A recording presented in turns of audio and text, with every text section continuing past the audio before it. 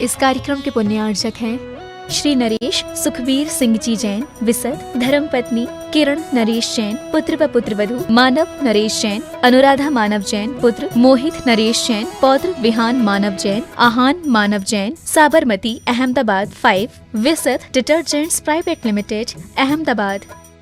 Shri RP Jain, Shrimati Mamta Jain, Shri Vinay Jain, Shrimati Anita Jain, Shri Prashant Jain, Shrimati Divya Jain, पुत्र भरत जैन एवं पारस जैन, श्री तरंग जैन, श्रीमती सुप्रिया जैन, पुत्र विज्वल जैन एवं मानविक जैन।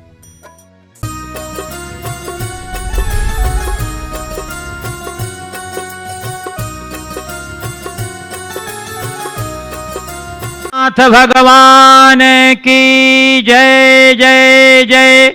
बोलिए समन संस्कृति उन्नायक प्रातः स्मरणीय संत शिरोमणि परम पूज्य 108 आचार्य गुरुवर विद्यासागर जी महामुनिराज की जय जय जय।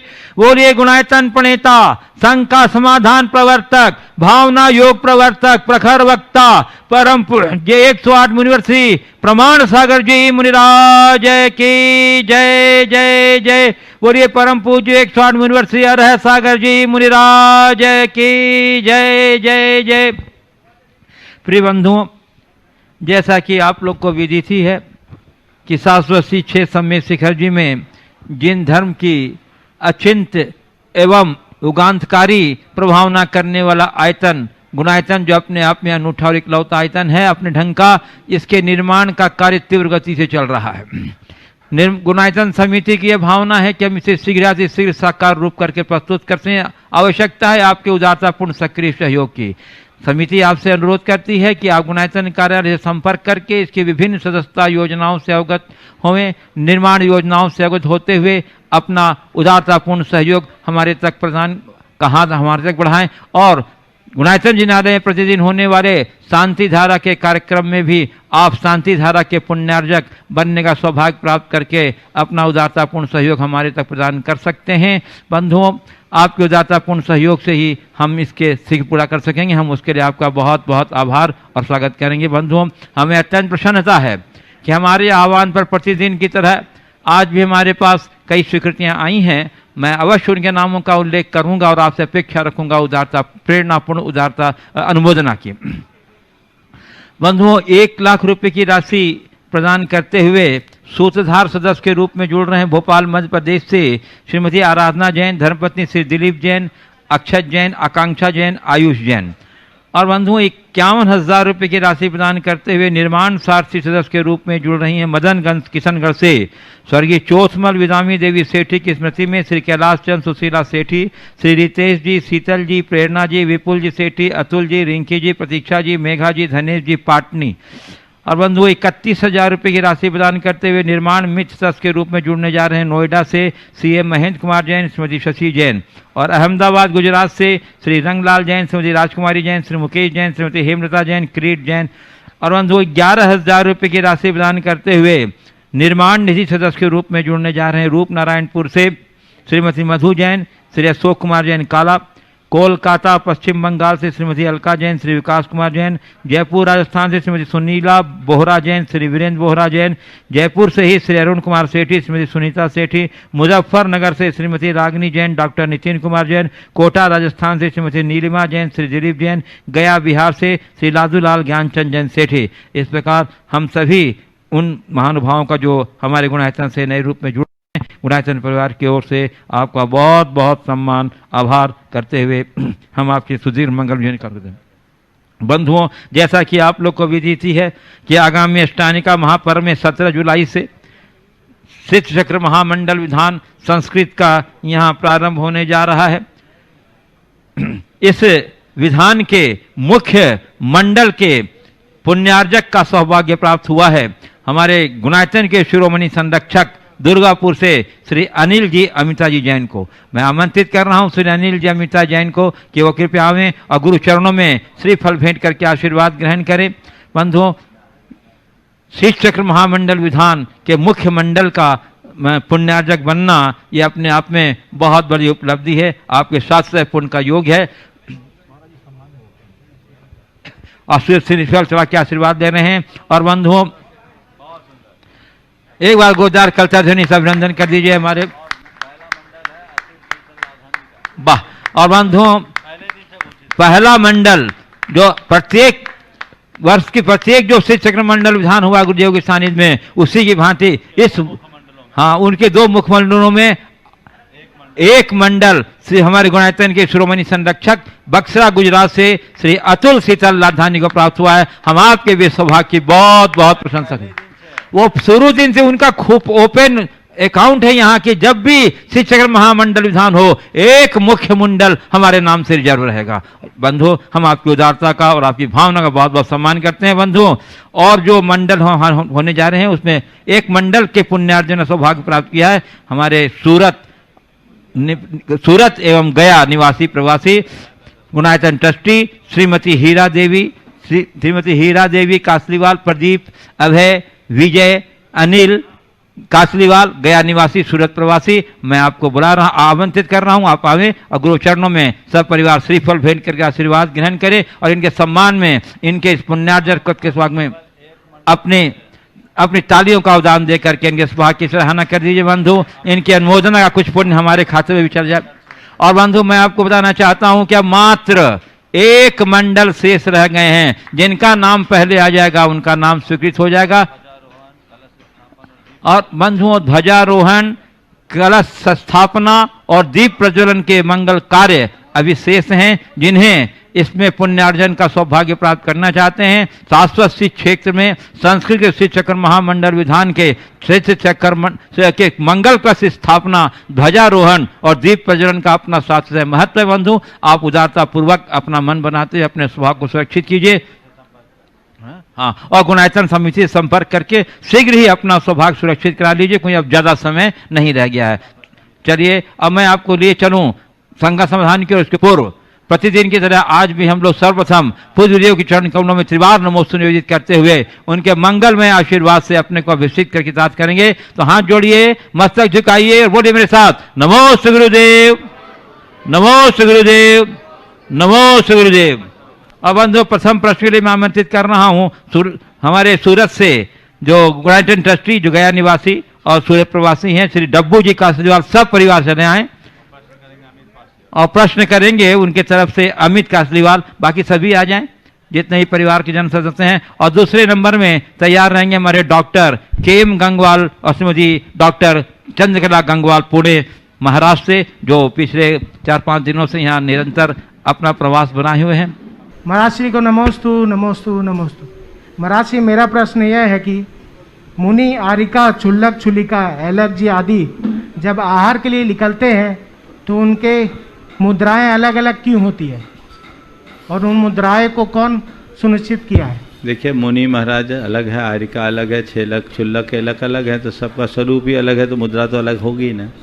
तो आहार की एक मुद्रा है।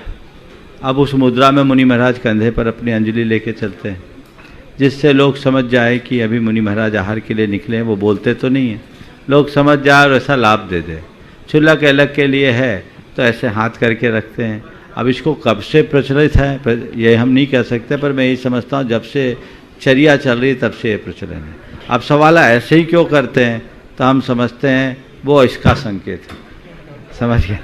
चलिए डॉक्टर केएम गंगवाल और डॉक्टर श्रीमती चंद्रकला जी गंगवाल पुणे महाराष्ट्र से, और उसके बाद तैयार रहेंगे हर्ष अजमेरा हजारीबाग गुणायतन ट्रस्टी और गुणायतन के संयुक्त महामंत्री श्री सुनील अजमेरा के योग्य सुपुत्र। हाँ, दोनों साथ रहेंगे। गुरुवर चरणों में त्रिवार नमोस्तु, त्रिवार नमोस्तु। गुरुवर आपका आज अवतरण दिवस है और मुझे मालूम है कि आप वो सेलिब्रेट नहीं करते हैं, आप तो दीक्षा दिवस सेलिब्रेट करते हैं। एक ही सवाल है कि गुरुदेव हर एक बर्थडे के दिन हम कुछ न कुछ भेंट करते हैं और गुरुदेव के अवतरण दिवस पर या गुरु पूर्णिमा के ऊपर कोई तो ये संकल्प लेते हैं। गुरुवर आज मैं यह संकल्प लेता हूँ क्योंकि वहाँ भी लिखा है कि संकल्प के बिना सिद्धि नहीं।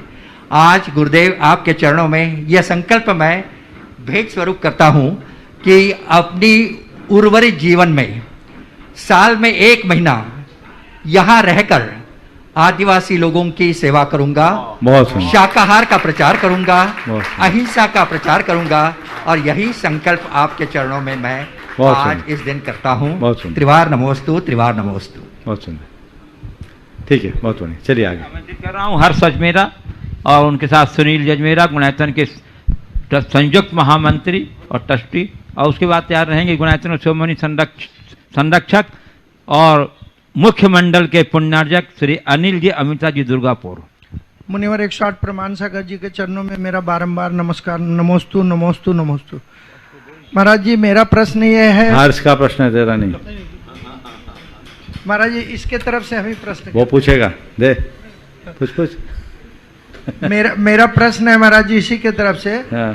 कि आज का युवा व्यापार में तो पूरा रचपच गया है और मैं इसे बार बार कहता हूँ कि थोड़ा समय अपने लिए भी निकालो, परिवार के लिए भी निकालो और धर्म से जुड़ो। तो इसके लिए इसको क्या प्रेरणा देनी है वो आपके माध्यम से मिले। बहुत अच्छा। बेहतर होता कि ये खुद सवाल करता, लेकिन चलो एक अच्छे पिता का ये भी एक अच्छी पहचान है कि किसी तरह बेटे को धर्म के मार्ग में लगाए, उसके कल्याण की हर पल कामना करें। देखिए, व्यापार एक आवश्यकता है, होनी चाहिए और अपनी शक्ति के अनुसार जितना बन सके करना चाहिए, लेकिन केवल व्यापार के लिए ही अपने आप को समर्पित नहीं करना चाहिए। व्यापार के साथ हमें अन्य कार्यों की तरफ भी अपना ध्यान रखना चाहिए। हमारी आवश्यकता है पर वह सब कुछ नहीं है, ये समझना चाहिए। थोड़ा थोड़ा समय निकालना चाहिए, अपनी अभिरुचि को जगाना चाहिए और तभी हम अपने जीवन का रस ले सकेंगे। एक पंक्ति में मैं इतना ही कहूँगा, पेड़ की जड़ अगर हरी होगी तो पेड़ हमेशा हरा भरा रहेगा, और जड़ सूख जाए तो कितना भी सींचो वो हरा भरा नहीं हो सकता। तो हमें जड़ की तरफ हमेशा ध्यान केंद्रित करने की ज़रूरत है। उसे सुरक्षित रखने के लिए हमें हमेशा तत्पर रहना चाहिए, ऐसा प्रयास होना चाहिए। युवाओं को मैं खास कर कहता हूँ, आज के युवाओं में बड़ा उत्साह रहता है, बड़ी क्षमता भी हो, व्यापार आदि में बहुत प्रगति कर रहे हैं, करें, खूब आगे बढ़ें, उन अपनी संभावनाओं को साकार करें, लेकिन इस बात को अपने मानस में सदैव अंकित रखें कि जैसे व्यापार मेरे लिए ज़रूरी है वैसे ये भी ज़रूरी है। हम मकान तो बनाएं, उसका फाउंडेशन कमज़ोर रखें तो मकान का क्या हाल होगा। कितना भी भव्य मकान हो, अगर नींव कमज़ोर हो तो कभी भी ढह जाएगी। तो अपनी नींव को मजबूत करनी चाहिए। अपने जीवन में आध्यात्मिकता होनी चाहिए, जो हम धर्म और धार्मिक समागमों से ही प्राप्त कर सकते हैं। यदि ऐसा करेंगे तो हमारे जीवन के लिए बेहतरी का आधार भी बनेगा। इसलिए उत्साह बनाकर रखना चाहिए। और एक बात हमेशा ध्यान रखना, खासकर मैं हर्ष जैसे युवकों के लिए कहूँगा कि तुम्हारे लिए तुम अपनी मेहनत से जितना भी धन पैसा कमाओगे वो यहीं छोड़ कर जाओगे, और तुम्हारे माँ बाप जी अगर तुम्हें चाहें तो अपना धन तुम्हें दे पाएंगे, लेकिन वो अपना पुण्य तुम्हें नहीं दे सकते, और यहाँ जोड़े बिना तुम पुण्य ले नहीं जा सकते। इसलिए जो अर्जन करने योग्य है उसकी तरफ हमारा पूरा ध्यान जाना चाहिए।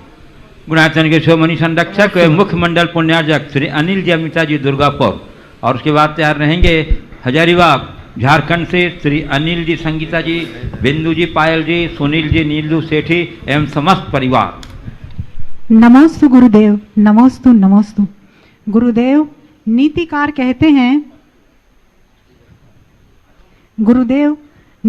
कहते हैं कि जीवन में जब भी बहुत अधिक खुशी हो या फिर गम हो तो किसी के सामने नहीं कहना चाहिए, क्योंकि अगर हम खुशी बताते हैं तो लोगों की नज़र उस पर पड़ती है, और अगर दुख बताते हैं तो मिर्च मसाला लगाकर दूसरों के सामने रखते हैं। और दूसरी तरफ दूसरे नीतिकार कहते हैं कि खुशियाँ जितनी बांटते हो उतनी बढ़ती हैं, और गम जितना छुपाते हो, जितना बांटते हो उतना हल्का होता है। तो गुरुदेव ये दो विरोधाभास क्यों हैं, और इस परिस्थिति में हम कैसे समता बनाए रख सकते हैं? बहुत अच्छा सवाल आपने किया है, और इसमें जीवन के दो पहलुओं का रेखांकन है। हम अपनी खुशी अगर किसी से बांटें तो लोग उसे गलत तरीके से प्रचारित कर सकते हैं, और गम बताने में भी लोग हमें उपहास का पात्र बना सकते हैं। ये एक दृष्टिकोण है और ऐसा होना चाहिए। नीति की दृष्टि से ये बात विरुद्ध नहीं है। वो तब जब वो नितांत वैयक्तिक हो। मेरी कोई खुशी है, मैं अपने अंदर खुश रहूं। मेरा कोई कष्ट है, उसे मैं अपने भीतर सहने की सामर्थ्य विकसित कर लूं।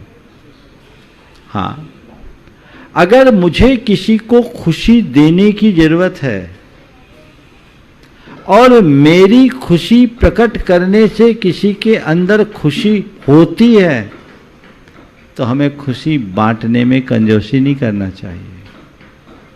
और मेरे सामने अगर कोई ऐसा व्यक्ति उपस्थित है जो मेरा हितैषी है, जिसके सामने जाने पर अपना दर्द प्रकट करने से वो मेरे गम को मिटा सकते हैं, मेरा मार्गदर्शन कर सकते हैं, मुझे सही रास्ता दिखा सकते हैं, वहां अपना गम भी बता देना चाहिए। तो सब बातें पात्र के अनुसार होता है। कैसा पात्र है उसके अनुरूप हमें अपना व्यवहार करना चाहिए। वैद्य के पास एक मरीज गया, वो कमजोरी का शिकार था। उसको देखा, बोला तुम्हारा लीवर खराब हो गया, घी खाना बंद कर दो। वहीं थोड़ी देर बाद दूसरा आया, वो भी कमजोरी का शिकार था। बोला क्या करते? बोले पहलवानी। बोले क्या खाते? बोले रूखी रोटी। बोले रूखी रोटी खा के पहलवानी करोगे तो कमजोरी नहीं आएगी तो क्या होगा? कल से घी का हलवा खाया करो। सामने वाला बड़ा आश्चर्यचकित हुआ, ये कैसा वैद्य है, एक ही बीमारी के दो विरुद्ध इलाज। एक को कहता है घी खाना बंद कर दो, उस दूसरे से कहता है घी खा लो। तो बात केवल इतनी, जिसका लीवर खराब है उसको घी से परहेज करना ही होगा, और जो पहलवान है उसे घी खाना नहीं पीना सीखना होगा। तो पात्रानुरूप उपदेश होता है। तो जो बातें हैं आपने अभी कही, दोनों नीतियां अलग अलग संदर्भ में हैं, इसलिए दोनों को प्रसंगानुरूप अपनाना चाहिए। श्री अनिल संगीता सेठी, बिंदु पायल सेठी, सुनील नीलू सेठी यानी समस्त सेठी परिवार हजारीबाग। प्रश्न करेगी लब्धि सेठी और उसके बाद तैयार रहेंगे अजमेर राजस्थान से श्री निर्मल जी, उर्मिला जी गंगवाल और श्री प्रदीप जी सरस्वती जी पाटनी। संयुक्त रूप से एक जने प्रश्न पूछेंगे। हाँ, आज थोड़ा सा कटौती है, जल्दी आइए। नमोस्तु महाराज जी, मेरा प्रश्न यह है कि इस छोटी सी दुनिया की सोच में आपने मुनि बनने का इतना बड़ा सपना कैसे देख लिया? देखो, जिसकी सोच छोटी होती है वो छोटे ही रह जाते हैं, लेकिन जो कोई बड़े सोच के वाले के संसर्ग में आते हैं ना, उनकी सोच भी बड़ी हो जाती है। मैं गुरुदेव के संसर्ग में आया, उनके संसर्ग में आते ही मेरी सोच भी बड़ी हो गई। जैसे नाली का पानी होता है ना, कितना गंदा होता है, लेकिन जब यही नाली का पानी गंगा में मिल जाता है तो क्या होता है? गंगा जल बन जाता है। बस हम तो नाली के पानी थे, गुरु की गंगा में मिल गए, गंगा जल बन गए। गुरु समागम की यही महत्ता है, सत्संग का यही प्रभाव और चमत्कार है। यदि व्यक्ति अपने जीवन में वो सब कुछ घटित कर ले तो बहुत बड़ी क्रांति हो सकती है। वो प्रयास सबको करना चाहिए। दुनिया जो है सो है, बाहर की दुनिया में हमारा कोई जोर नहीं, लेकिन भीतर की दुनिया हमारी है, उसे हम अपने बल पर बना भी सकते हैं, बिगाड़ भी सकते हैं। श्री निर्मल जी, उर्मिला जी गंगवाल, श्री प्रदीप जी सरस्वती जी पाटनी अजमेर राजस्थान। और उसके बाद चाह रहेंगे नहीं है तो आज श्री जितेंद्र जैन एडवोकेट साहब पूरा भिटौनी। और उसके बाद तैयार रहेंगे हजारीबाग झारखंड से श्री धीरज पाटनी। गुरुदेव के चरणों में त्रिवार नमोस्तु नमोस्तु। महाराज श्री, अभी पूज्य आचार्य भगवान ने नेमावर में जो पंचकल्याणक प्रतिष्ठा कराई, उसमें जो तीर्थंकर भगवंतों की प्रतिमाएं हैं उनमें केस नहीं थे, और आचार्य भगवान में जब केवल ज्ञान कल्याणक का क्रियाएं करा रहे थे तब उन्होंने एक बात कही थी कि अब भगवान के केस नहीं रहेंगे। तो क्या ये जो मोक्ष जब कल्याणक होता है, मोक्ष कल्याणक के पश्चात अग्निदेव कुमार नाखून और केसों का जो वो दहन करते हैं, वो कैसे केस होते हैं? ऐसा है कि तीर्थंकरों के जीवन में केश होता है, और केवल ज्ञान से पहले तक नख केस बढ़ते हैं। समझ गए? नख केस बढ़े। अब मान लो किसी महाराज ने आज ही केस लोच किया और केस लोच करने के मुहूर्त भर बाद उनको केवल ज्ञान हो गया, तब उनके केस बढ़ेंगे क्या? क्योंकि केवल ज्ञान का अर्थ है मिथा स्थितम नखांगजम, उनके नख और केश जैसे हैं वैसे ही रहते हैं। तो बिना केश के भगवान बन गए, क्या बुराई? ये मान के चलो कि बिना केवल ज्ञान के पहले केश लोच हो गया हो। अब रहा नख केश का अवशेष, उनके निर्वाण कल्याण के संबंध समय में जो होता है उसका क्या है? तो केश गया, नख तो बचाना, अवशेष बचाना। और दूसरी बात मैं आपको कहूं, नख केश के अवशेष के रूप में बचने की बातें बस एक ही दो ग्रंथों में ही है, खासकर प्रतिष्ठा में और आपके जाकर के जयसेन आचार्य की प्रवचन सार की टीका में। बाकी अगर देखो तो मूल आदि पुराण में और आचार्य पूज्यपाद कृत निर्वाण भक्ति में ये मिलता है कि अग्निन्द्रा जिन देहम, अग्नि कुमार देव भगवान के देह का ही अंतिम संस्कार करते हैं, पूरे देह का, ऐसा भी विधान मिलता है। और हरिवंश पुराण के कथनानुसार भगवान का जब निर्वाण होता है तो निर्वाण होते ही उनका संपूर्ण शरीर स्कंध रूपता को त्याग देता है, बिखर जाता, नख केश भी बिखर जाता। देवलोग कृत्रिम शरीर बना करके उनका अंतिम संस्कार करते हैं। तो ये व्यवस्थाएं हैं, इसलिए इस बात को लेकर के ज़्यादा सोचने की जरूरत नहीं है।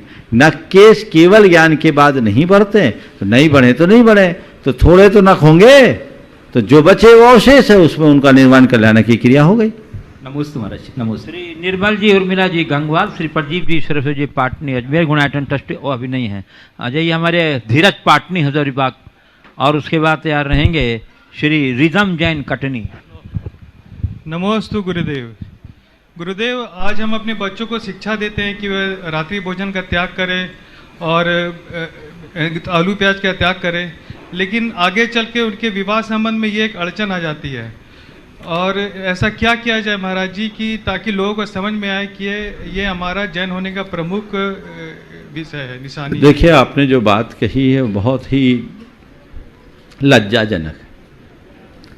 गुरुजनों के संपर्क और संसर्ग में रहने वाले, धर्म की प्रारंभिक क्रिया को पालने वाले लोगों के विवाह आदि में बाधा आना आज की सोच का सबसे विकृत उदाहरण है। अरे, आप जब धर्म क्षेत्र में आगे बढ़ रहे हैं, इतना सा भी नहीं कर पाओगे तो अपने जीवन में क्या करोगे? हर व्यक्ति को सोचना चाहिए। और इसके लिए मैं कहूंगा कम से कम उन लोगों को जो गुरुओं से जुड़े हैं, अपने घर परिवार में ऐसा वातावरण बनाएं कि कुलाचार पले, और आपको प्राथमिकता उन्हें देना चाहिए जो कुलाचार को पालने वाले हैं, उन्हें नहीं जो अनाचार करते हैं, जो दुराचार से ग्रसित है। बड़ा आश्चर्य होता है और दुख भी होता है कि शराब पीने वाले को बेटी देने के लिए तैयार हैं, पर रात्रि भोजन के त्यागी के लिए बेटी देने में संकोच। ये कौन सी मानसिकता है? ये मानसिकता कतई अच्छी नहीं है और ऐसी मानसिकता से बचना चाहिए। और मैं तो कहता हूँ ऐसे लोगों को मजबूत बनना चाहिए। और आज भी ऐसे हजारों लोग हैं, पर उन्हें एक एजेंसी विकसित करनी चाहिए एक दूसरे के साथ संपर्क बनाकर, ताकि वे इस तरह की समस्याओं का सामना कर सके। रिदम जैन, अपने समस्त साथियों के साथ खड़े हो जाओ, प्रश्न पूछेंगे रिदम। और इसके बाद तैयार रहेंगे भिंडर से हमारे डॉक्टर महावीर प्रसाद जी, लिखमावत गुणायतन ट्रस्टी।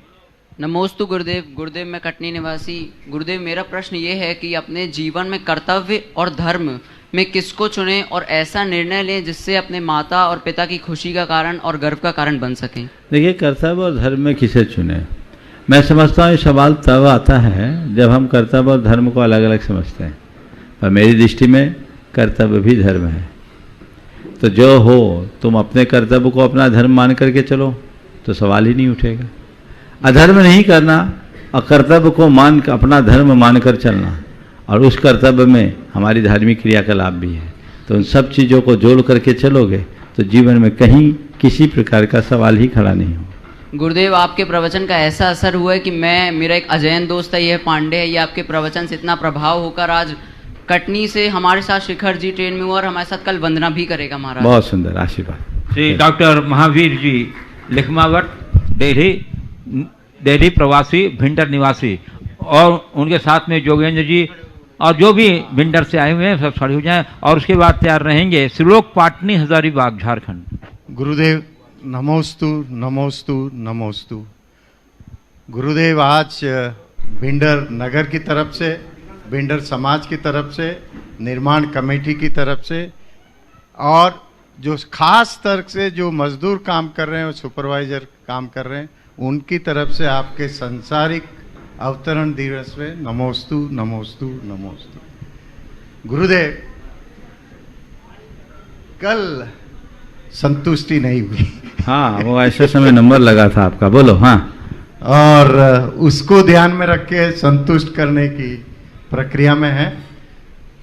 एक जो आता है कि भिंडर में जब आप विराजमान थे तो बहुत सारे, इवन भगवान का रूप कैसा हो, स्वरूप कैसा हो, और हम सुनते थे आपसे कि किस तरह से हो, तो हम खोए रहते थे। दिन में 2-3 घंटा इस तरह से वहाँ चर्चाएं होती थी। फिर ये बढ़ता रहा, आप उन सभी के पास में आ गए हैं। बहुत गुणायतन उस समय जो सांसारिक कहें या शरीर से दूर था, आप बिल्कुल वही हैं। हाँ। वहाँ और यहाँ में क्या फर्क आया? देखिए, आपने बहुत ही मजेदार सवाल किया। ये बात सही है कि वर्तमान में जो गुणायतन का स्वरूप निखर कर आया है, इसका प्रारंभिक कार्य भिंडर में ही संपन्न हुआ है। मैं गुणायतन के संदर्भ में आप सबसे कहूं, 11 अगस्त 2017 को हमने अपनी 10 साल की R&D को डस्टबिन में डाला था, क्योंकि उससे पहले जो भी चीज़ें बनकर आई मुझे पसंद नहीं आई। और अब जो गुणायतन का रूप निखर कर आया है वो सब 11 अगस्त 2017 के बाद का है, और वहाँ से काम शुरू हुआ। और जो गुणायतन की थीम बन रही है, इसकी स्टोरी बोर्ड की पूर्णता भिंडर में ही हुई थी। एक अलग अनुभूति थी, ध्यान डुंगरी में ध्यान बहुत लगता था, और ये सारा चिंतन वहाँ से चला। देखिए, आपने गुणायतन के संदर्भ में कहा है कि तब आप गुणायतन से दूर थे, आज गुणायतन के भीतर हैं, अंदर क्या है, अंतर क्या है। देखिए, मैं हमेशा अपने भीतर के गुणायतन को देखता हूँ, बाहर का गुणायतन मेरे लिए गौण है। और जब मैं अपने भीतरी गुणायतन को देखता हूँ तो मैं हर पल गुणायतन में ही महसूस करता हूँ। जहाँ तक सवाल है यहाँ आने का, तीसरा समेत शिखर जैसे पावन क्षेत्र में आने में आनंद तो सबको होता है। अब मैं यहाँ आ भी गया हूँ गुणायतन में, तो ये बाहर का गुणायतन जहाँ वहाँ ही है, मेरे भीतर का गुणायतन मेरे भीतर है। अब मैं केवल इतना चाहता हूँ, ये गुणायतन आप सबके हृदय में भी बने, घट घट में गुणायतन बने। हर व्यक्ति अपने जीवन का गुणात्मक परिवर्तन कर सके, ये पुरुषार्थ, ये प्रयास होना चाहिए। जहाँ तक भौतिक रूप से यहाँ आने का सवाल है, यहाँ आया, यहाँ के कार्य को देखा, मुझे संतोष हुआ। इसलिए संतोष हुआ कि ये कार्य बहुत अच्छा है, अच्छे तरीके से चल रहा है, और यहाँ की जो कमेटी है बहुत तत्परता से काम कर रही है। बस अब थोड़ा समय और है।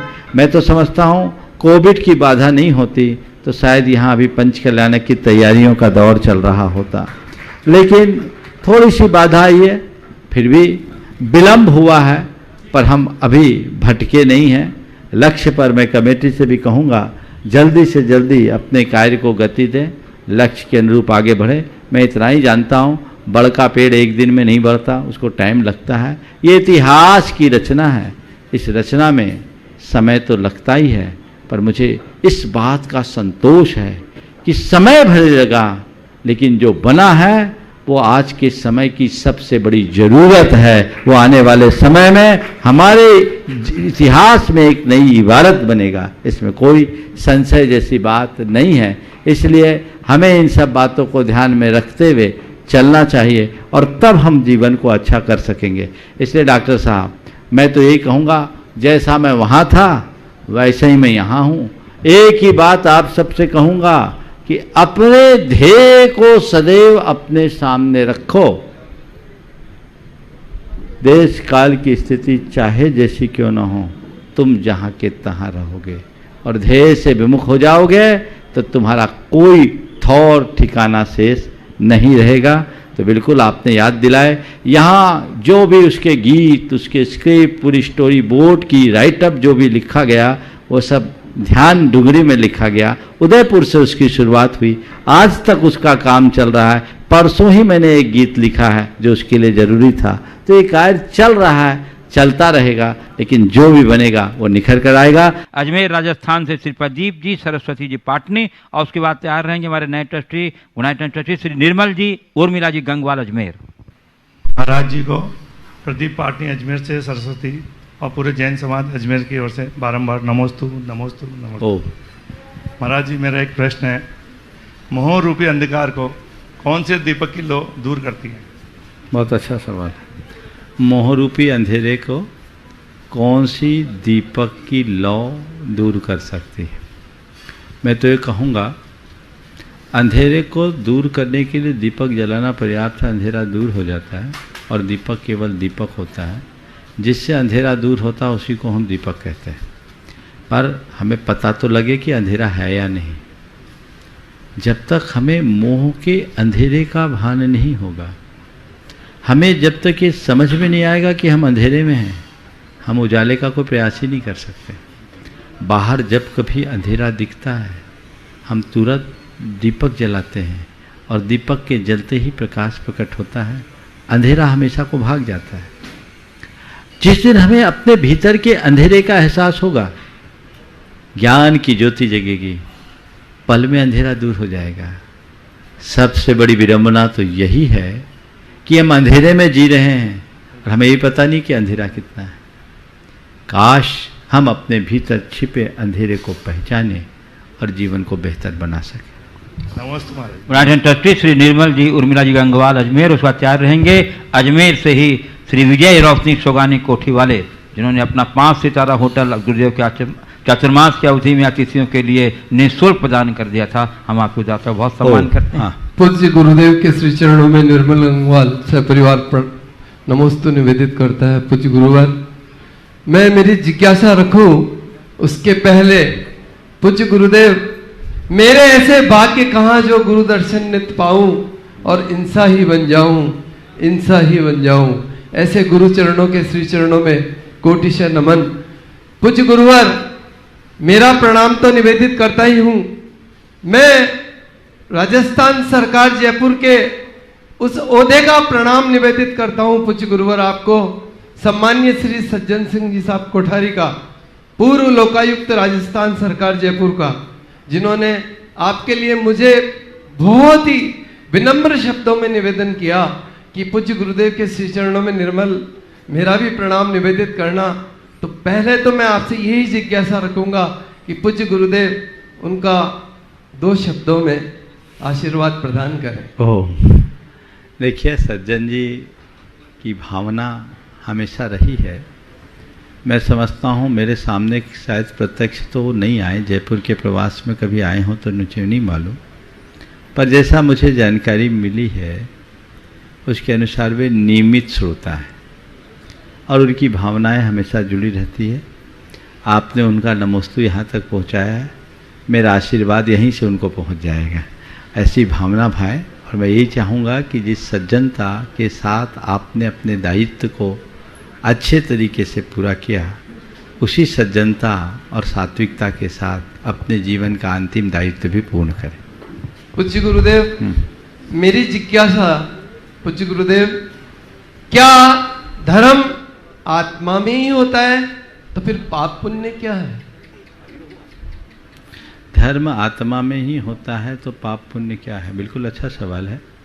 ठीक तरीके से इसे समझने की ज़रूरत है।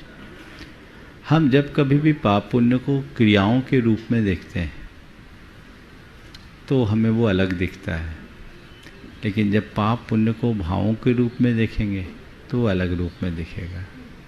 यदि भाव हमारी आत्मा में है तो पाप पुण्य भी आत्मा में है, और भाव अनात्मा में है तो पाप पुण्य भी अनात्मा में है। हमें ये समझना चाहिए हम अपने भावों को कहाँ का मानते हैं, आत्मा में या अनात्मा में। हमारे जो शुभ अशुभ भाव है वो आत्मा में है या अनात्मा में? बोलो। आत्मा में। आत्मा में। तो पाप पुण्य आत्मा में हुए कि अनात्मा में? आत्मा में। बोलो। आत्मा में। तो जब धर्म आत्मा में है तो पाप और पुण्य भी आत्मा में ही समझना, लेकिन थोड़ा संभल जाना। पाप पुण्य के भाव आत्मा में है, शुभाशुभ भाव आत्मा में है, पर ये आत्मा के स्वभाव नहीं, ये विभाव है, ये विकार है। ये संसार में भटकाने वाले और अटकाने वाले। पाप भटकाता, पुण्य अटकाता है। ये हमारी प्रगति में बाधा है। और धर्म आत्मा का स्वभाव है। विभाव से जब स्वभाव में आकर टिकते हैं तब सच्चे अर्थों में हम अपने वास्तविक स्वरूप को प्राप्त कर पाते हैं। इसलिए ये कहना कि धर्म आत्मा में है, पाप पुण्य का धर्म से कोई संबंध नहीं है। सच्चे अर्थों में धर्म के स्वरूप को न समझना है, और हाँ, केवल पाप पुण्य रूप भावों में ही अटके रहना, ये भी धर्म की सही समझ नहीं है। तो धर्म की सही समझ समझो। प्रथम चरण में पाप से बचो, पुण्य को एक साधन के रूप में स्वीकार करो, और फिर उससे ऊपर उठ जाओ, जो पाप और पुण्य से परे है, जो आत्मा का स्वभाव है, निर्मल है। उस निर्मल स्वभाव को प्राप्त करो। श्री विजय रोशनी शोगानी, कोठी वाले, अजमेर। महाराज जी उर्मिला पूछेगी यदि आप उचित समझे तो। छोटा पूछना। हाँ महाराज जी, ये क्वेश्चन मेरे सुरभि ने अजमेर से भेजा है कि मेरा पोता भी 1.5 साल का है, उसका धर्म के प्रति अच्छा लगाव है, वो दिन भर महाराज जी करता है, परंतु अब उसका ध्यान धीरे धीरे महाराज जी उसमें बटने लग गया, कार्टून टीवी देखने के अंदर। तो उसकी जिद्दी कैसे पूरी करे, वो पूछना चाहते हैं। देखिए, आपके पोते का संस्कार बहुत अच्छा है, लेकिन धीरे धीरे संगति का असर दिखने लगेगा। आप अगर अपने बच्चे के सामने टीवी देखोगे तो बच्चा तो कार्टून देखेगा ही। उसकी मम्मी से कहो कि अगर बेटे के भविष्य को सुरक्षित रखना चाहते हो तो खुद में संयम रखो। मैं एक सिंगापुर के एक ऐसे दंपति के बारे में जानता हूँ जिनने अपने बेटे के भविष्य को संभालने के लिए ये नियम ले लिया कि ऑफिस से बाहर हम स्मार्टफोन एंड्रॉयड फ़ोन रखेंगे ही नहीं। वे ऑफिस का काम ऑफिस में ही करते, इंटरनेट का यूज ही नहीं करते, बाकी केवल बेसिक फ़ोन से अपना काम करते। बोले क्यों? कि अगर हम इन सब चीज़ों का यूज करेंगे तो हमारे बच्चे के मन में अट्रैक्शन होगा। हम नहीं चाहते कि हमारे बच्चे के मन में अट्रैक्शन हो। तो वो जो उसके पुराने संस्कार है, मैंने उसकी तस्वीर देखी, कितने तल्लीनता से वो बैठता है, जाप करने की भावना भाता है। यद्यपि उसके अंदर अभी बोध नहीं है, पर वो संस्कार है तब ऐसा कर रहा है। पर ये जो आपके संस्कार उस पर चढ़ जाएंगे ना तो मामला गड़बड़ हो जाएगा। तो उसकी मम्मी से कहो कि उसके संस्कारों को सुरक्षित रखने का वातावरण बनाओ और उसके लिए खुद कुछ त्याग करो। पूज्य गुरु जी, अजमेर राजस्थान से श्रीमती मंजू राकेश पाटनी कह रही हैं, गुरुदेव मैं एक जूते की दुकान पर गई, एक जूता पसंद किया, मैंने पूछा यह कितने चलेंगे? तो उसने जवाब दिया कि आपके चाल ढाल पर निर्भर करता है। तो गुरुदेव मेरी शंका ये, क्या हमारा जीवन भी हमारे चाल ढाल पर निर्भर करता है? हमारा चाल ढाल कैसा होता कि हम सामाजिक और धार्मिक बन सकें और हमारी आत्मा कल्याण कर सकें? बिल्कुल ठीक बात है। जूता कितना चलेगा ये हमारे चाल ढाल पर निर्भर है, और चाल ढाल हमारी बिल्कुल ठीक होनी चाहिए। कोई पाँव घिसट के चले तो जूता कभी भी टूट सकता है। आप अपनी ज़िंदगी को व्यवस्थित तरीके से जिए, संतुलित जीवन हो, नियमित आहार विहार हो, तो आप अपने जीवन को बहुत बेहतरी के साथ जीने में समर्थ हो सकेंगे और अपने जीवन का उत्कर्ष कर पाएंगे। और यदि ऐसा नहीं है तो जीवन के अधःपतन से अपने आप को बचा नहीं सकेंगे। इसलिए जीवन के बेहतरी के लिए हमें चाहिए कि हम अपने चाल ढाल को ठीक करें। ठीक तरीके से करें तो चीज़ों का उपयोग ठीक होता है। किसी भी वस्तु का कितने समय तक उपयोग होगा, इसके संदर्भ में एक बहुत अच्छा प्रसंग याद आ गया। एक आदमी ने कागज़ के पंखे बनाए और 1 रुपया में हवा मशीन, 1 रुपये में हवा मशीन कहकर बेचने लगा। थोड़ा अट्रैक्टिव तो था। लोगों ने कहा भैया ठीक है 1 रुपया में तुम हवा मशीन दे रहे हो, ये चलेगी कितनी? बोले ठीक से प्रयोग करो तो जिंदगी भर, और गलत तरीके से करो तो 1 पल का भरोसा नहीं। ठीक से प्रयोग करो तो पूरी जिंदगी, और गलत तरीके से करो तो उसका कोई ठिकाना नहीं। लोग बड़े प्रभावित हुए और लोगों ने ले लिया। एक आदमी ने पंखा लिया, एक साथ पूरे के पूरे 10 पंखे लिए, और पंखे हिलाए तो बस एक ही बार में वो पंखा टूट जाए। कागज का पंखा चले कैसे? वो तुरंत पहुंचा, बोला भैया ये क्या तुमने बेवकूफ़ बना दिया। बोले क्या बेवकूफ़ बना? बोले तुमने कहा था ये पंखा तो ज़िंदगी भर चलेगा, और ये पंखा पल में टूट गया।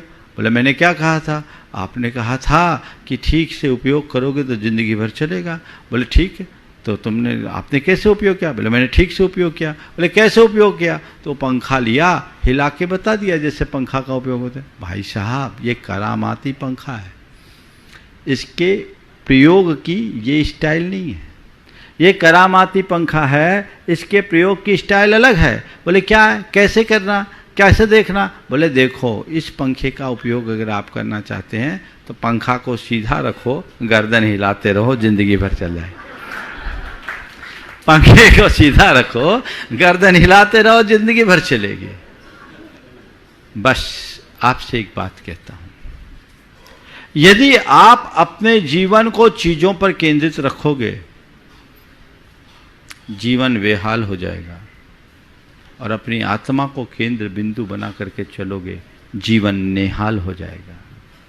ये हम पर है कि हम अपने जीवन को कैसा बनाना चाहते हैं, बेहाल या निहाल, हम तय करें। पूज्य, अब मैं कुछ उपस्थित जिज्ञासुओं को आमंत्रित करना चाहता हूँ। प्रथम प्रश्न के लिए बरहमपुर से प्रतीति जैन, और द्वितीय क्रम में तैयार रहेंगे बरहमपुर से ही सोनम जैन।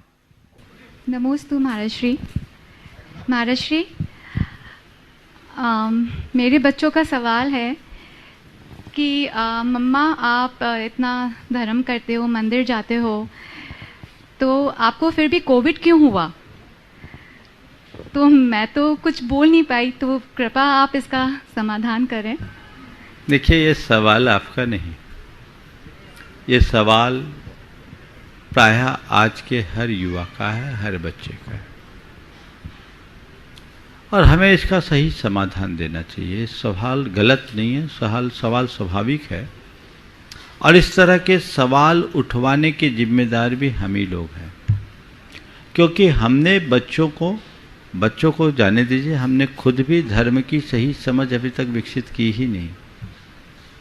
हमें बचपन से यही सिखाया गया कि बेटा धर्म करोगे तो दुख दारिद्र नष्ट होगा, धर्म करोगे तो कष्ट मिटेगा। मुझे तो अपना बचपना याद आता है, जब रिजल्ट निकलने को होता था, बेटा मंदिर चले जा, रिजल्ट अच्छा आएगा। अरे हमारा रिजल्ट तो पहले से रिपोर्ट कार्ड तैयार है, केवल डिक्लेरेशन बाकी है। तो हम भगवान के दर्शन करेंगे तो हमारा रिजल्ट में क्या नंबर बढ़ जाएगा? बड़ा विचित्र हाल है। लोग ऐसे ही करते हैं। एक बच्चा भगवान के सामने बार बार प्रार्थना कर रहा था, हे भगवान मुंबई को भारत की राजधानी बना दो, मुंबई को भारत की राजधानी बना दो। एक युवक ने कहा, अरे भैया भारत की राजधानी तो दिल्ली है, मुंबई को बनाने से क्या फ़ायदा होगा, तेरा क्या हो जाएगा? बोले और किसी का हो या ना हो, मेरा तो भला हो जाए। बोले क्या हुआ? बोले भूल से मैंने पेपर में भारत की राजधानी मुंबई बना दी। ऐसे लोग क्या होगा? लेकिन ये बात हम लोगों को बचपन से सिखाई गई। कुछ भी हो मंदिर चले जाओ, भगवान हमारा सब कुछ ठीक कर देंगे। संयोग से कभी कुछ अच्छा हो जाता है तो हम लोग उसी तरीके से प्रचारित करते हैं, मंदिर की महिमा को उसी तरीके से मंडित करते हैं, और गुरुओं को भी इसी तरह से महिमा मंडित करते हैं। देखो हमें गुरुदेव का आशीर्वाद मिला, उनके आशीर्वाद से आज मैं ये सब फल फूल गया हूँ। अरे सब उनका आशीर्वाद, बाबा की कृपा है। इसका जो साइड इफेक्ट है उसकी तरफ लोगों का ध्यान नहीं जाता। इसमें होता यह है कि जब कभी किसी के साथ कुछ विपरीत संयोग घट जाते हैं तो उनकी आस्था हिल जाती है। तो हमें ऐसे मौके पर सबसे पहले बच्चों को भी सही समझ देनी चाहिए। उनसे कहना चाहिए कि बेटा कोविड और धर्म का संबंध अलग अलग है। जहर को कोई धर्मी पिए या अधर्मी, दोनों को मरना ही होगा ना। जहर पिएंगे तो मरेंगे। ये कोविड है, एक विषाणु फैला हुआ, वो अगर आएगा तो जो आएगा वो उसके चपेट में आएगा। बल्कि ऐसे दौर में तो लोगों को मंदिर से भी दूर किया गया, क्योंकि मंदिर में आप लोग इकट्ठे रहते हैं तो संक्रमण की संभावना ज्यादा है। तो फिर हम धर्म क्यों करें? ध्यान रखो, धर्म में ऐसी कोई ताकत नहीं जो हमारे संकटों को टाल दे। धर्म हमारे संकटों को टालने में समर्थ नहीं, बल्कि देखा जाए तो जितने कष्ट और संकट एक धर्मी पर आते उतने अधर्मी पर नहीं। बोलो, हमारे तीर्थंकरों पर कितने उपसर्ग हुए, महापुरुषों के जीवन में कितने उपसर्ग हुए, सतियों को कितनी परीक्षा देनी पड़ी। किसी वेश्या को परीक्षा देने की नौबत आई क्या? मुनियों पर उपसर्ग हुआ, डाकुओं पर कभी को उपसर्ग हुआ क्या? बस मैं तो इतना ही जानता हूं, कसौटी पर सोने को कसा जाता, पीतल को नहीं। कष्ट धर्मात्मा पर आते हैं, अधर्मी पर नहीं। अगर धर्मात्मा पर कष्ट आए फिर धर्मी होने का क्या मजा? हां, उन्हें समझाओ कि एक धर्मी पर अगर कष्ट आता है तो धर्मी उस कष्ट को सहने में समर्थ होता है, वो विचलित नहीं होता। और अधर्मी पर अगर कष्ट आता है तो वो टूट जाता है। सच्चा धर्मी अपने जीवन में विपत्तियों का पहाड़ टूटने पर भी अटल बना रहता है। और जो धर्म ज्ञान से विमुख है, धर्म श्रद्धान से विमुख है, वो हल्के से आघात में भी टूट जाता है। इसलिए कंसेप्ट ठीक कीजिए। बच्चों से कहो, बेटे कोविड का इससे कोई लेना देना नहीं है। हम इसलिए धर्म नहीं करते कि हमें कोई बीमारी ना आए, हम धर्म इसलिए करते कि मेरा जीवन पवित्र बने, मेरी सोच निर्मल बने, मेरी भावना विशुद्ध हो, मैं अपने इमोशंस पर कंट्रोल कर सकूं, मेरे अंदर की पॉजिटिविटी बढ़ सके, मैं एकदम अच्छा जीवन जी सकूं, एक प्लीजेंट लाइफ जी सकूं, मेरे जीवन में हैप्पीनेस आ सके। ये मेरा मकसद है। मैं खूब धन पैसा कमा लूं, मेरे जीवन में कभी कोई कठिनाई नहीं आए, ये चीजें नहीं है। एक वाक्य सदैव ध्यान रखना जो मैं अक्सर दोहराता हूं, धर्म हमारे संकटों को टालता नहीं। धर्म हमारे संकटों को टालता नहीं, वह हमें संकटों में संभालता है। तो टाले न टाले संभाल ले, बस हम उसी लिए धर्म करते हैं। और इन सब स्थितियों में धर्म करने का लाभ यही है कि कितना भी कष्ट हो, कष्ट कष्ट जैसा नहीं लगता, हम उसको बहुत आसानी से सह सकते हैं। अगर हम बचपन से बच्चों के मन में इस तरह की बातें बैठा देंगे तो फिर उनकी धर्म के प्रति सोच ही बदल जाएगी और फिर ये सवाल ही नहीं उठेगा। इसलिए आपके माध्यम से मैं उन तमाम लोगों से कहता हूं, जब कोई बच्चा धर्म के संदर्भ में कोई सवाल उठाए, आप विचलित मत होइए, उनका मुंह बंद करने की कोशिश मत कीजिए, उनको बड़े तार्किक और मनोवैज्ञानिक ढंग से समझाइए। और आपके बस की नहीं है तो मेरे पास ले आइए, और यहाँ लाने में समर्थ नहीं है, ऑनलाइन प्रश्न भेज दीजिए, तो फैसिलिटीज। और बेटे को बिठा दो, बोले बेटा तुम अपना प्रश्न लिखो भेजो, देखो क्या आंसर होता है, कंसेप्ट क्लियर होगा। हमारे अंदर श्रद्धा है, समझ भी है, पर मैं बोल नहीं सकता।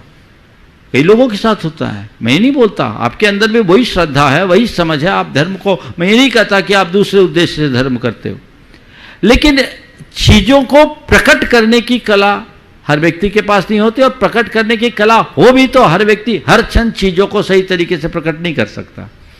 तो कोशिश करो खुद समझाने की, और खुद नहीं समझ पाए तो इतनी अच्छी फैसिलिटी है, डेली मिलता है, बिना नागा चलता है, ले आओ तो और अच्छा है, नहीं लाओ तो बाबा जी है ही, ऑनलाइन से काम हो जाएगा। ये एक दृष्टिकोण होना चाहिए, तभी हम उनका सही उत्तर दे सकेंगे और उनको धर्म के मार्ग में टिका सकेंगे। क्योंकि इन सब कारणों से बहुत लोगों की श्रद्धा समाप्त हो गई, विमुख हो जाते हैं लोग, बोले ये सब आप ही करो, हमें नहीं करना। तो सही अवधारणा होनी चाहिए। हमारे धर्म के धारण करने का प्रयोजन अपने जीवन को पवित्र बनाना, जीवन को परिष्कृत करना, जीवन को उन्नत करना, आध्यात्मिक रूप से जीवन को मजबूत बनाना।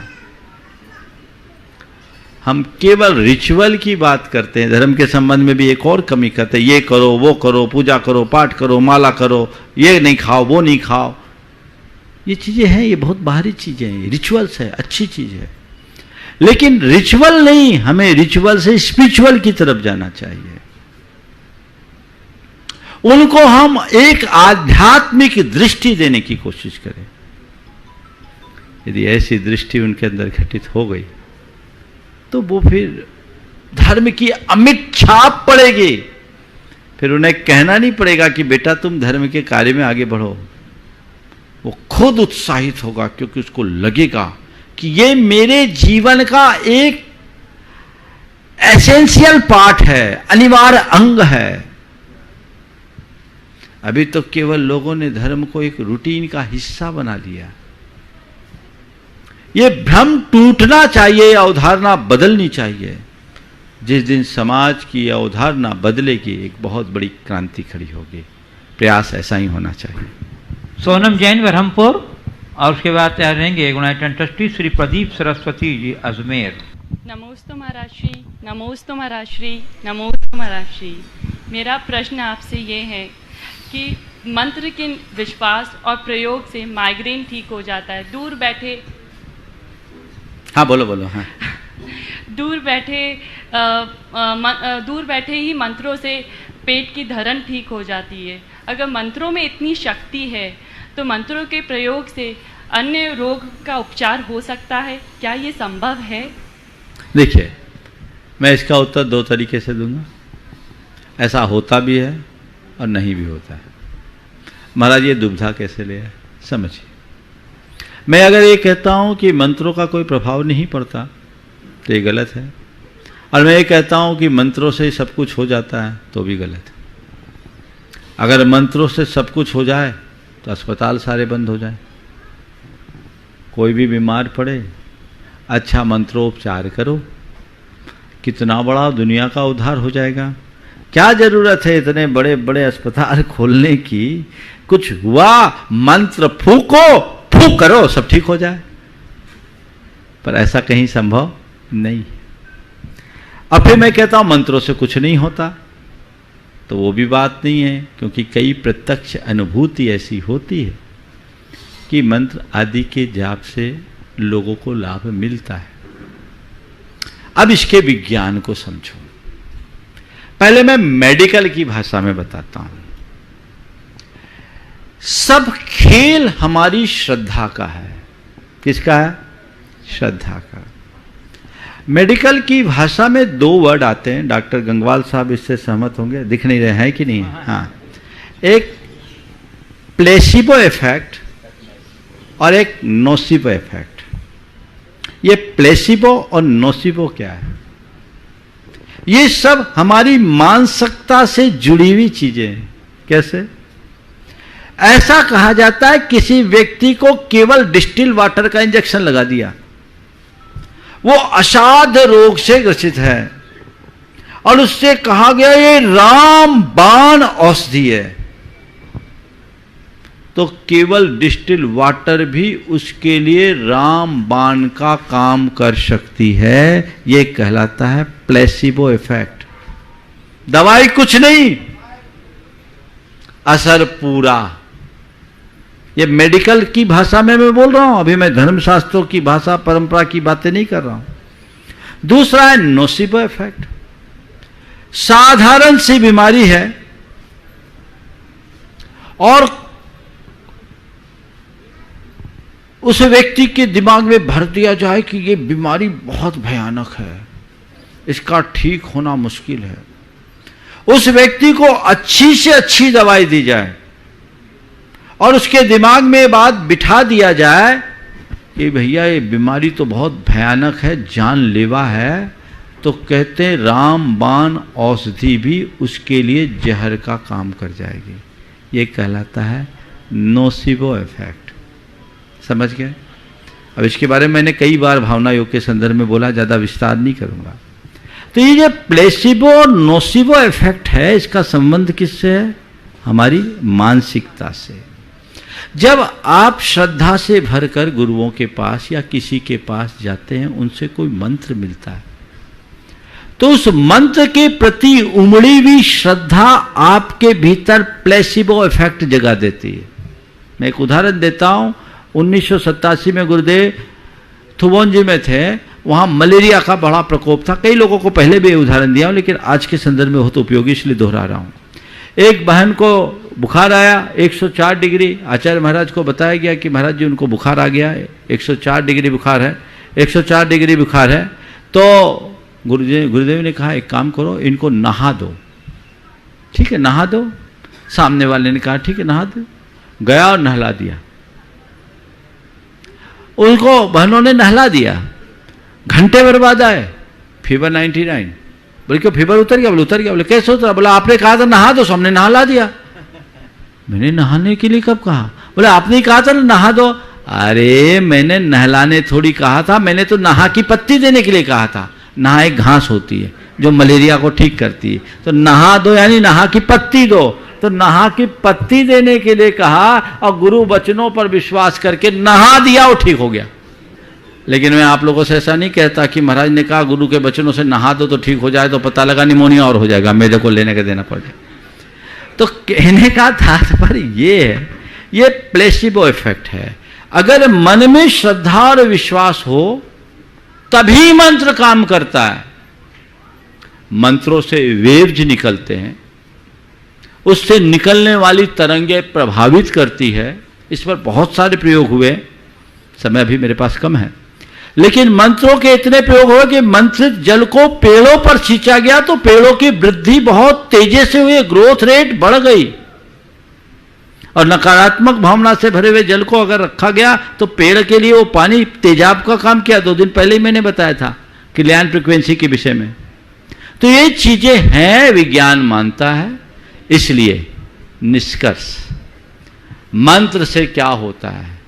मंत्र से बहुत कुछ होता है, पर तभी और उसे ही जिसके हृदय में श्रद्धा हो। तुम्हारे मन में श्रद्धा नहीं तो कितना भी बड़ा मंत्र हो कोई काम नहीं, और हृदय में श्रद्धा हो तो फिर तो राम नाम की जाप का निकला ये परिणाम। और दिल में श्रद्धा चाहिए, मरा कहो या राम, अंजन चोर नमोकार भी नहीं बोल पाया, आनम तानम कछु न जानम, सेठ वचन परमानम। ये श्रद्धा का खेल है। मंत्र है क्या? हमारी आस्था से अभिषिक्त हर वह अक्षर है जिसमें हमारी भावना जुड़ी है, मंत्र है। तो मंत्रों का असर होता भी है। इसलिए क्या करो? अविश्वास भी मत करो, अंधविश्वास भी मत करो, विश्वास रखो और अटल विश्वास रखो, तब हमारा जीवन धन्य होगा। इस प्रकार आज के इस सत्र को यहीं पर विराम दूंगा। बोलिए परम पूज्य आचार्य गुरुवर श्री विद्यासागर जी महाराज की। इस कार्यक्रम के पुण्यार्चक थे श्री नरेश सुखबीर सिंह जी जैन, विसद, धर्मपत्नी किरण नरेश जैन, पुत्र व पुत्रवधू मानव नरेश जैन, अनुराधा मानव जैन, पुत्र मोहित नरेश जैन, पौत्र Vihaan Manav Jain, Aahan Manav Jain, Sabarmati Ahmedabad 5, Visad detergents private limited Ahmedabad. Shri RP Jain, Shrimati Mamta Jain, Shri Vinay Jain, Shrimati Anita Jain, Shri Prashant Jain, Shrimati Divya Jain, पुत्र भरत जैन एवं पारस जैन, श्री तरंग जैन, श्रीमती सुप्रिया जैन, पुत्र विज्वल जैन एवं मानविक जैन।